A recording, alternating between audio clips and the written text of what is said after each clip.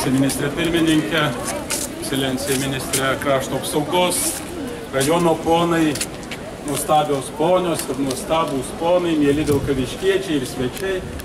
Pirmiausiai, tai norisi visus jūs sveikinti.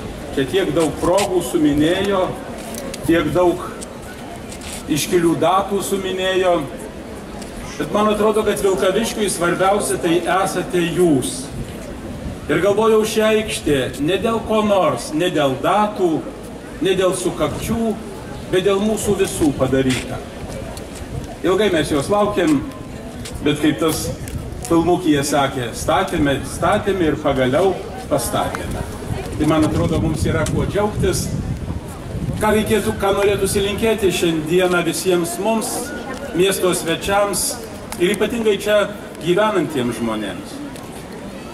Mes labai dažnai vieni kitiems iškeliame pačius didžiausius reikalavimus. Mes vieni iš kitų norime kažko labai ypatingo, užmirždami, kad norėdamas gauti, pirmiausia turi duoti. Iš tikrųjų, mes tuos reikalavimus adresuokime savo. Ne ką kiti padarė, bet ką padariau aš, kad mūsų krašte